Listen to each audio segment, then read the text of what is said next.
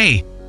Here we go with another cool episode of Harold Youth Forum from 1950s.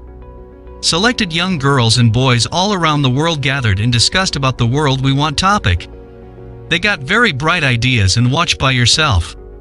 They discussing about how can the UN be more effective? Delegate students are Johan HOLST from Norway, Hee Joon PARK from Korea, Chitranjan KAPUR from India, Judith READER DRYHURST from UK. As usual, presenter of the discussion is lovely Mrs. Helen Hiett Waller. Let's see the video. How can we make the United Nations more effective? First of all, membership must be universal. I think that is a very difficult question. From the Korean point of view, an effective UN should have been able to unite Korea. I think we can make the United Nations more effective by providing more economic aid to the underdeveloped countries. I think the most important way would be trying to harmonize different ideologies instead of propagandizing them.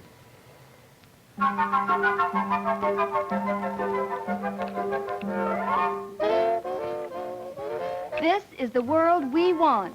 Each week, students from the four corners of the earth come together to discuss the world we want. This is the second in a series of 13 programs sponsored by the New York Herald Tribune under the direction of Helen Hiett Waller. Welcome to our discussion program. We've been greatly assisted in preparation of the material by the cooperation of Scholastic magazines. Now let me introduce to you the high school students from 4 countries who are participants. Johan HOLST from Norway. Johan's here tonight because he started raising such fundamental questions at the very end of last week's program that we had to get him back to try to go into them more thoroughly. Hee Joon PARK from Korea. You'll notice a slight American accent. He acquired that by association with American newspapermen in Korea. From India, 16-year-old Chitranjan KAPUR. Chitranjan has been lecturing on Hindu marriage customs in his host school this afternoon. It's not on the agenda tonight, Chitranjan, but perhaps we can devote another of the programs in this series to comparing social customs. Judith READER from the United Kingdom. Judith is a member of the Spartan Swimming Club in her native Bournemouth, and I learned that it's only her trip to the United States that kept her from taking a Christmas Day dip in the Atlantic Ocean this year. Now, before we get into the discussion, since you're still in your first term, your first 2 weeks in American high schools, and I don't see much of you, I'd kind of like to know what's been happening to you these weeks, what you've been thinking about. What's on your mind, Judith? Well, I've been thinking a lot these last few days, especially about the difference between the American system of education and the English way. And the more I think about it, the more convinced I am, I'm sorry, America, the more convinced I am that the English way is better. I know you can't speak generally, but I'm most impressed by the sort of more general subjects they teach in these American schools. I'm very lucky at the moment. I'm at a new school, but I still think that ours trains you better for life. Well, why, Judith? Well, in the American school, the emphasis seems to be on training the boy or girl to be a good citizen. Well, that's very, very praiseworthy. And in England, we hope that they'll be good citizens too. But in England, we believe that you must have a thorough grounding in all your subjects. You must, as we call it, do the square bashing before you leave school. What's square bashing? Oh, well, that's a most peculiar English term. It's associated with digging up potatoes. It really means that you must get the dirty work done before you can reach to the heights, as you say. And I've noticed in American schools, they don't concentrate enough on, well, I don't think they do, on grammar and the fundamentals of a subject. Whereas in England, we have to spend most of our time doing that. And they think that suits us better for when we leave school. Well, how about some of the rest of you? Well, we have been going down to the different classes in the schools, and they have been asking us still questions. I think the questions are very silly. The first thing they ask about that's, have you got any cars in Norway? And I can assure them that we have got some cars. There are not so many as in America, but we have got them anyhow.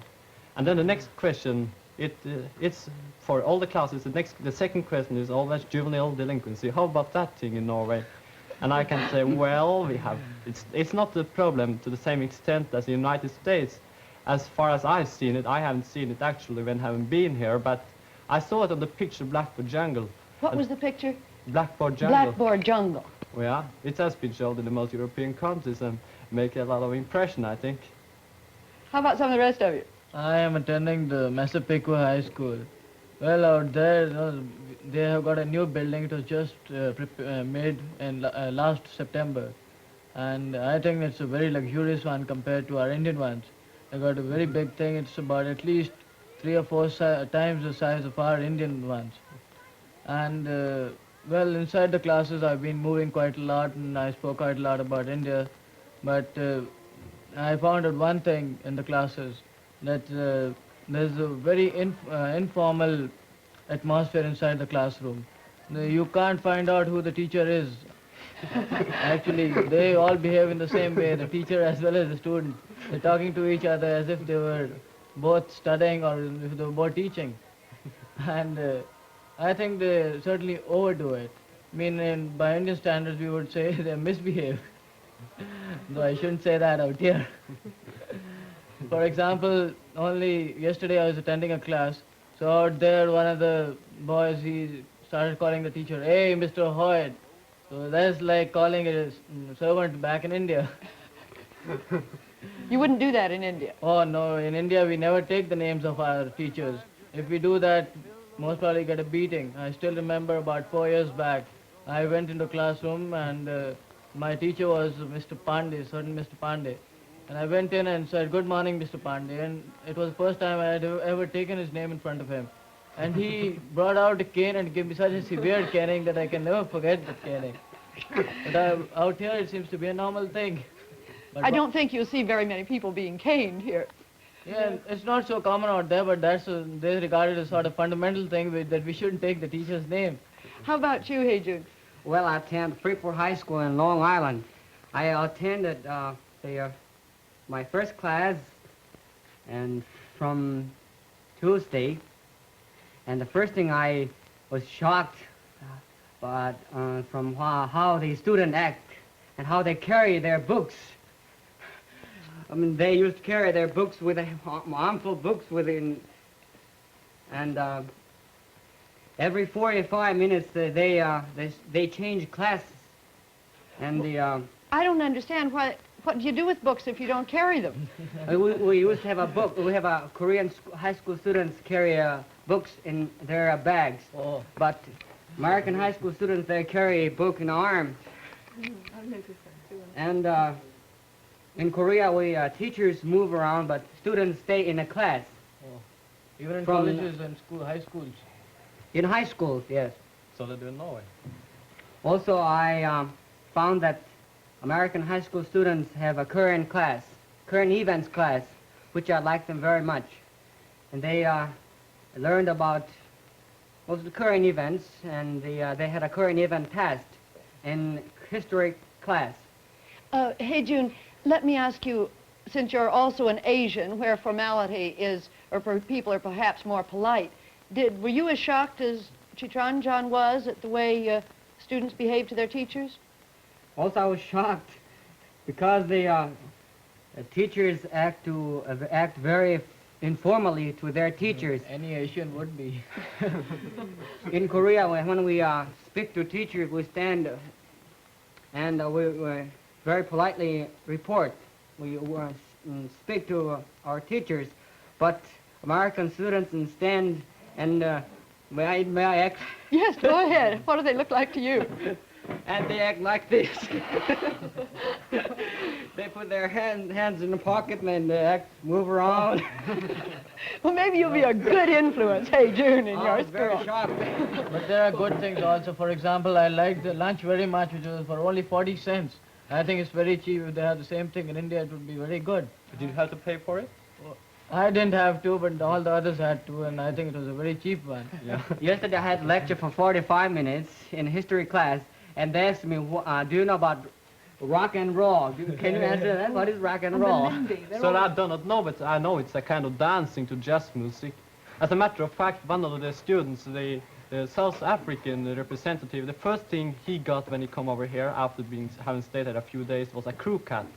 And he He was not satisfied with that. He wanted to be Oh, he completely got it. Americanized, and he learned to dance jitterbug and so on, like a crazy man, you know, in this way. The haircut he got it because it's very expensive out here to get your haircut after. Maybe that's the reason. That's why people have crew It cuts. costs at least $1.50 to get your haircut and then the tip and whatnot. And Americans are very poor people, you know. Look, I've got to get on with our discussion question. How can we make the United Nations more effective? Now, I think the first thing we want to do is to get some facts. How about each one of you telling us what you know about the United Nations personally in terms of your own country? Well, as a matter of fact, Norway is considered to be one of the so-called welfare states. And accordingly, I don't think that we need so much help in the economic help and so on from the United Nations. But of course, all Norwegians, they are conscious about that the United Nations today is our only hope to survive in the atomic age. And accordingly, they think that we all should support the United Nations in a moral way. And as a matter of fact, I've been as lucky as to be in one of the UNESCO classes they have in Norway. They got 3 classes with a special UNESCO program. That's studying international relationships and so on. And in our school, we also have a so-called United Nations Club, and I've been a chairman for that for 1 year. And we have got... You've been the chairman? Yeah, I have pretended to be at least. How about India, Chief? Well, in India, UNESCO has done quite a bit, but I think it could have done more had it had more funds.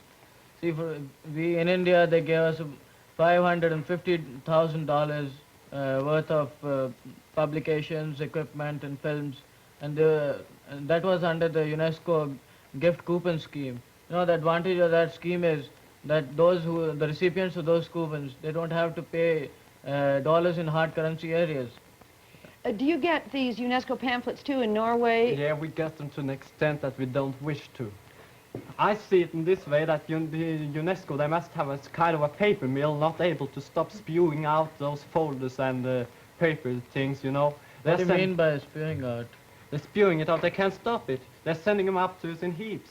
We are getting pamphlets about how naked Indians brush their teeth and so on. I'm quite sure that they might use those money in a better way than sending up such informative materials to Norway. For example? Oh, learn the Indians to read. But Fight the you see, literacy. if they don't do that sort of thing in the rich countries wouldn't give money. Well, They show how bad the conditions are in some countries, and they want you to give more money. Oh, But if people like you regard it in that way, I don't think we could succeed. I think you've been successfully silenced for the moment, Johan. How about Korea? As far as the UNESCO is concerned, I do not know about activities of UNESCO in Korea. I think UNESCO just started in Korea, but this year. And before I left Korea, I went to an art exhibition which was sponsored by UNESCO.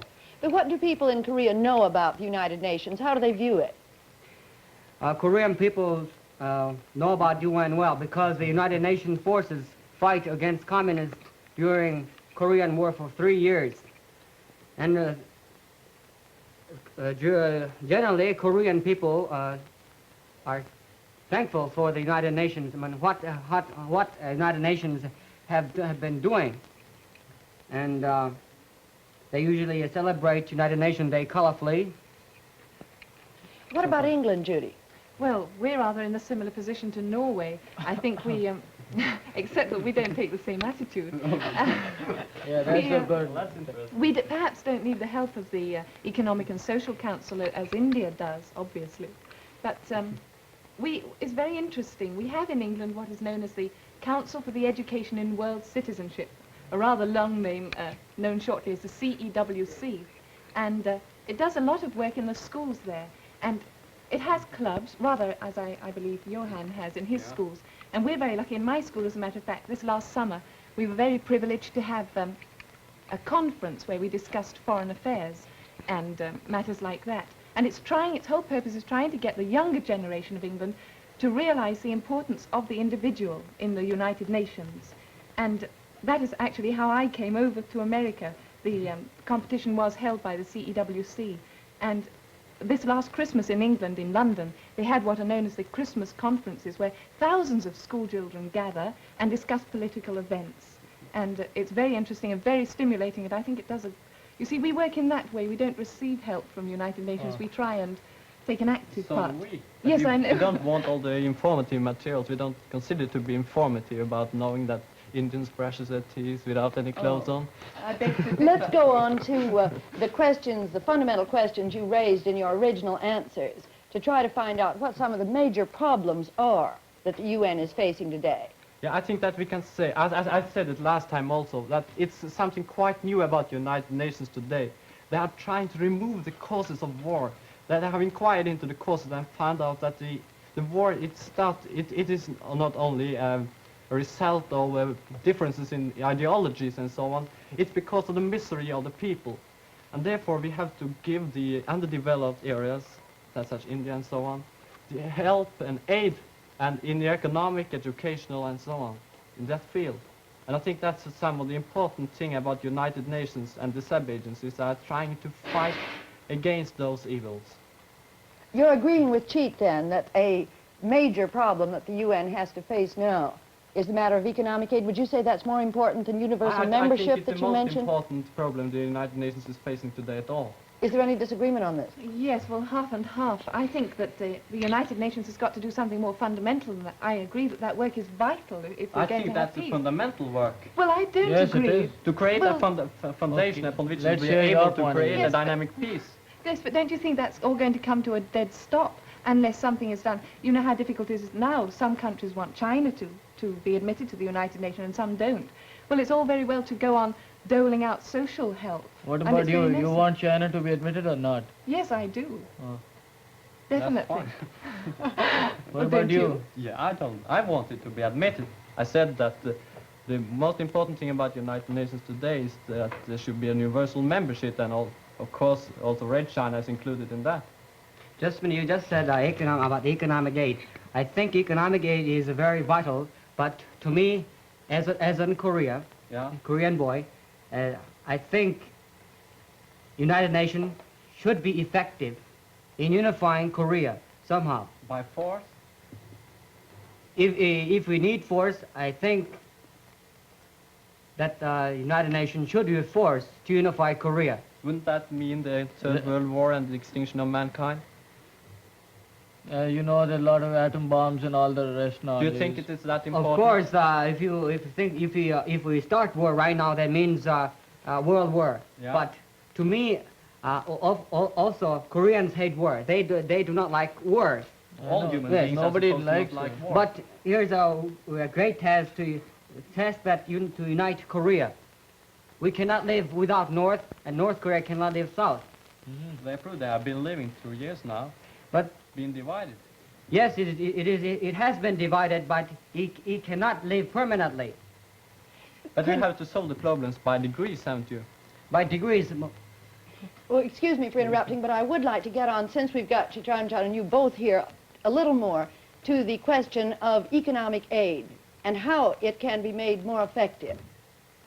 Do you like the way it's being given now? Are we giving enough aid? Is who giving enough aid to whom? What did you mean exactly when you say we can make the UN more effective by more economic aid? Well, I think that the help must be given through the United Nations and not through the different powers. As it has been today, the help has been given mostly through the United States and through Russia. And then it has been a competition between United States and Russia to give the underdeveloped countries help. That is to increase their influence in those countries.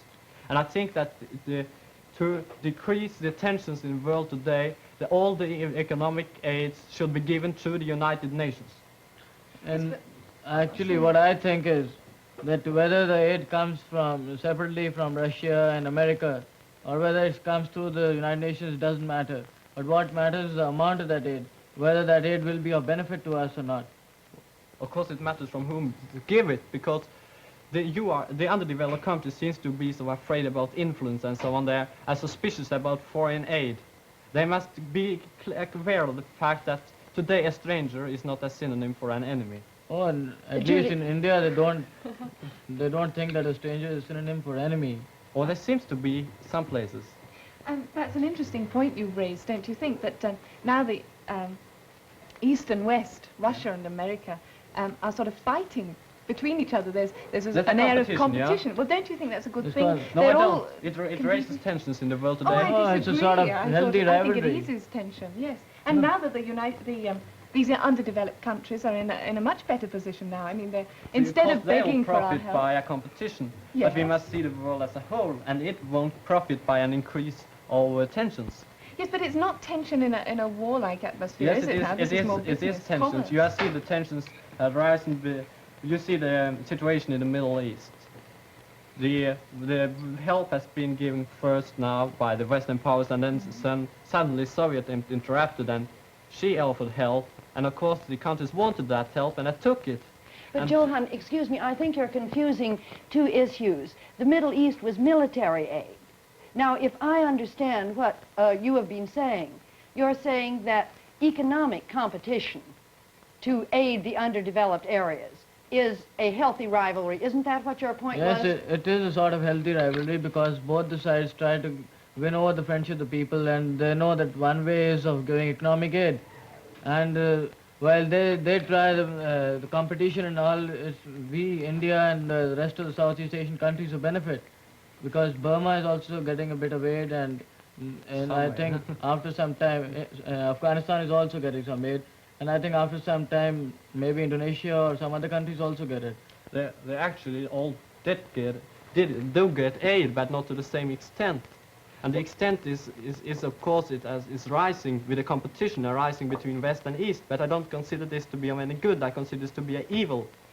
Because it increases tensions in the world, and an increase of tensions in the world, we can't have any more increase, otherwise the whole world will collapse. You see, Do you think then it would be better if this economic and social aid was sort of organized entirely through the United Nations? I think so, yeah. Just by one body sort of Just doing by that? the whole world. The United Nations is an international organization, and accordingly the whole help should go to that organization.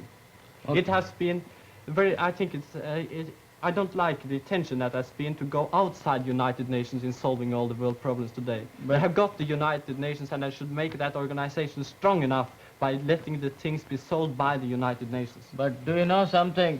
See, sometime back the Russians promised to give aid to India. They signed up, I think it was about $91 million backed for a steel plant in India at Bhilai. Now, just hardly about a month or two after that, America has promised us $10 million. It wouldn't have done that if Russia hadn't. So there's sort of healthy competition, and the countries benefit by that. Yes, the countries on the receiving end always benefit. Yes, I agree. Of course it's profitable for you, but we must see the world as a whole. And I Not don't only just- for us, you see. Yes, of course it's for you to get the aid. But don't you think it makes it eases tension in the way that? Well, I would have thought it would ease tension by making the countries not think in military terms, but want to sort of aid these other countries socially. Surely that does them good without them knowing it. Yeah. Sort of thing. Well, there seems to be an honest disagreement between you as to whether economic aid should be channeled through the UN or whether this, what you call Yeah. healthy competition, No, should actually, continue. I don't but- mind. I just want to know about the amount of the aid, whether it comes from America That's or the Russia. important thing. But let me ask you, are there any other injustices in the world that the UN should be doing something about, in addition Oh, to the yeah. economic injustice? First thing, of course, comes up the question of membership. See, the League of Nations failed on this point, that it didn't have universal membership.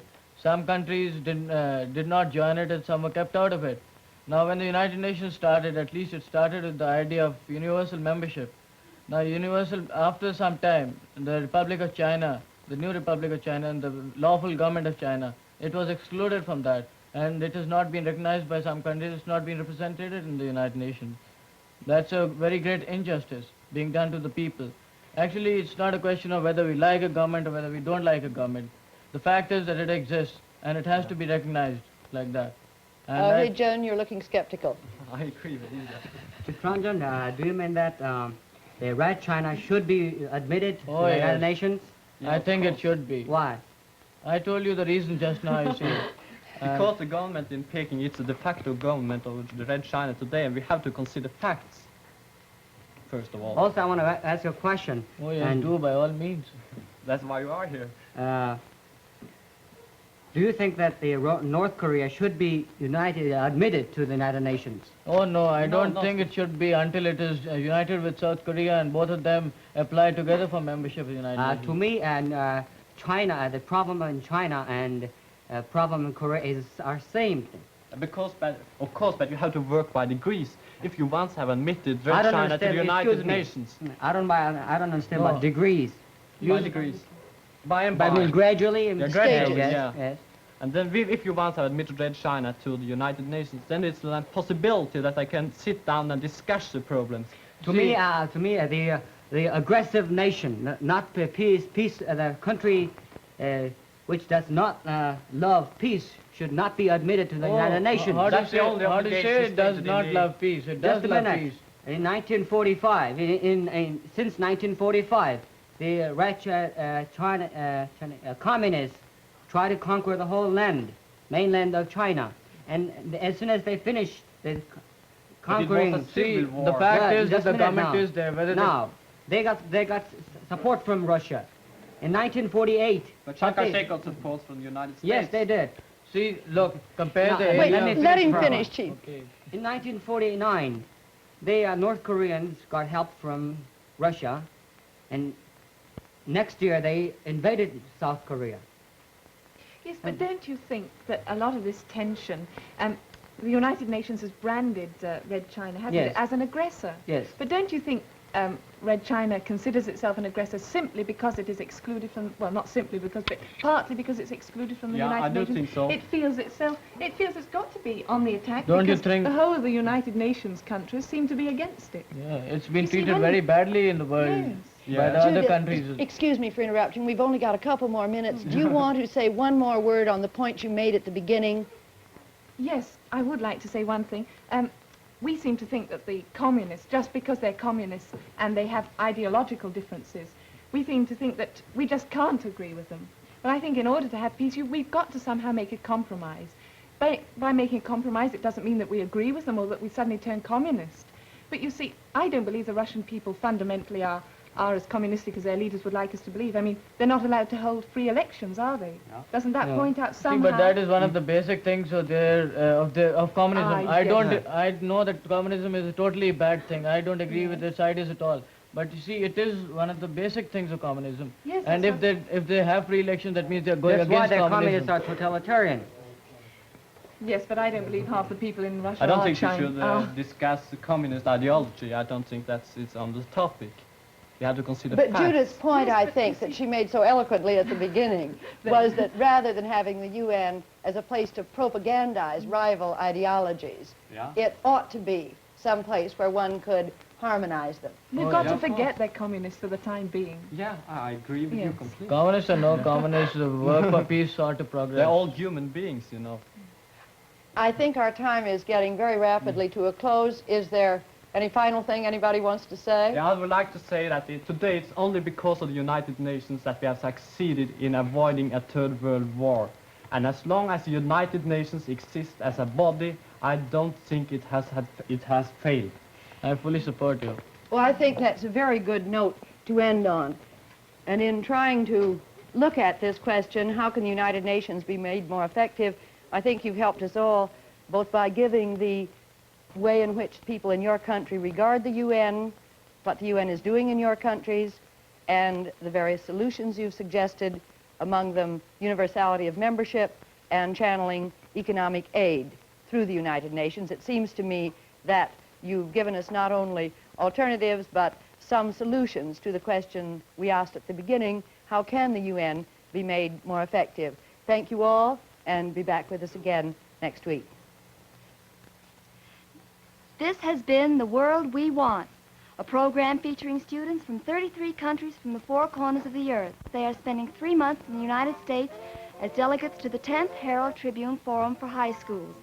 This program is presented in the public interest by the New York Herald Tribune in cooperation with the Educational Television and Radio Center. Decor for this program was loaned by the Maya Company, New York.